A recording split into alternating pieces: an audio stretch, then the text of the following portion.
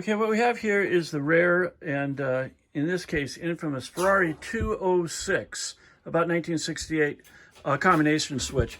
This particular switch came to us completely modified, which happens often because although this housing right here has windows in it now that are cut out for the correct movement of these arms, in fact, likely at some point in its life, it had a later model black-bodied plastic switch in it because we had to weld in and refinish the windows in this switch, which were way too large. So this has been returned to the correct 10 o'clock and 2 o'clock positions of the arms, whereas the later model switch comes out at 9 o'clock and 3 o'clock. So major work to this outer housing here to make it conform to originality. In addition, the 206 is unique because the arms are rather straight or have only the tiniest crook in them, similar to the 330 switches. So all of this has been actually confirmed with the Dino Compendium, and Matthias Baritz agrees that this is correct for the 206. Now, the one other specific about this is that the wiper switch is only two position because, in fact, the wipers are controlled through a variable speed rheostat. Again, unique to the 206, a dual rheostat where the outer drum is for the speed of the wipers, and the inner drum and the inner knob here controls likely the brightness of the dash instrumentation. This is the variable speed motor itself. We have flagged it to show how it changes in its speed. So we're ready with a mock-up here and a power supply to indicate how this all works. So it's currently in the off position. We don't have the park circuit here, so we can't test that or show that, but okay. When we turn this on, Did I unplug something? Probably. I probably unplugged something. Double checking all of our connections. Okay, we had a loose connection here. So right now you can see that the motor is flagged, and by listening to it,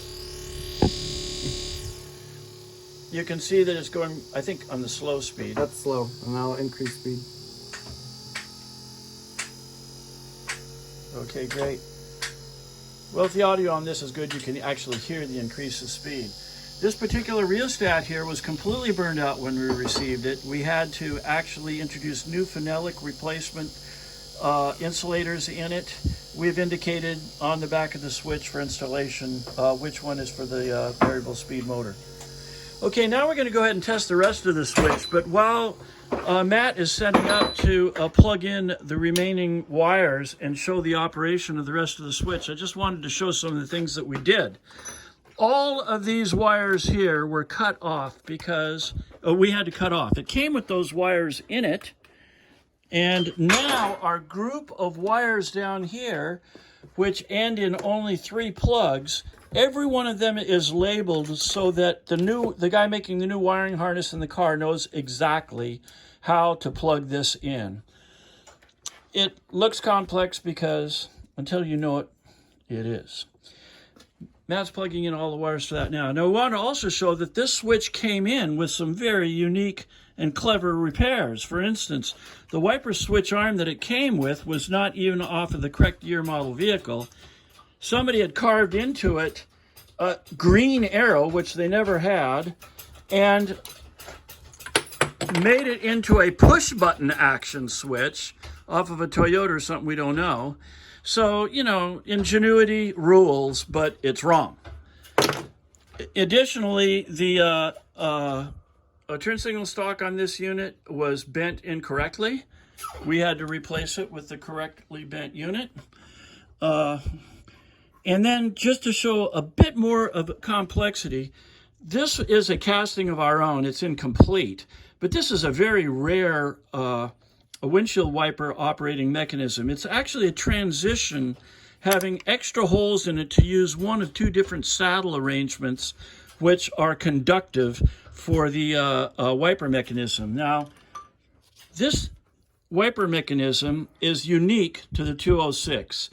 These spring-loaded contacts, which are riveted together, just poke out a little bit on the bottom down there, and they are an absolute pita to operate properly. We even had to replace the phenolic pad down there with its contacts on it, and then gain conductivity between the two pins, which actually had lost conductivity through the riveted contacts there, with a piece that both floats and allows independent spring-loaded movement, and at the same time make contact with all the pads. As you see on the original switch here, these are spring-loaded as I push it up with my thumb, and not very well done. No wonder Vitaloni changed this entire thing out. It is terrible, but we got it to work properly. So as you just saw, we demonstrated. Now let's go ahead and demonstrate the rest of the functions. So we're going to do turn signal. I don't know which one I want. There you go. Okay. So that's now, right. obviously not through a flashing power supply. As a matter of fact, we have it right here, drawing the 9 amps nearly through our 2 quartz halogen lamps, indicating the amount of current. And the canceller works. Yes. And now it's going to go to the opposite direction. And of course, they light up our high amperage draw units, and the automated canceller works. Okay. So now we've got wipers and turn signal down. We're going to do headlamps. By the way, the drum on this, the original one that came with it, where did that go? Did that hit the floor? That's all right. What that somebody had carved an additional arrow into had to be replaced. We have a mold that reconstructs these units, but we ran out. So this one actually is a good original equipment replacement unit on there now, and it operates properly. So what are you going to test now? Low beam, I think, maybe? Nope, sorry, that's high. So there's high beams. We'll go back to it. And now he's going back to low beams, and then the twist switch function, and to show that it is conducting properly as well. Fortunately, customer is manufacturing a new wiring harness for this car inside the vehicle. There's the twist switch. There's the twist switch, okay, and it's operational. Thank you. And then we can do the pull function. Yeah, pull action on the headlamps that gives us high beam, low beam dippers. Interestingly, there are laws about how these things are hooked up in different countries, but this one's totally functional as original. And actually, I'll do the pull the windshield washer squirter real quick too. We're going to do that. Yeah, imagine these 2 pins down in here trying to maintain contact on 2 copper lily pads in both up and down, as well as pull function. So go ahead and do your pull, and you can see that we do have the pull function activating properly for the windscreen washer. Okay, I think that concludes our test. This is a long video, sorry, but it gives you an indication of what's going on.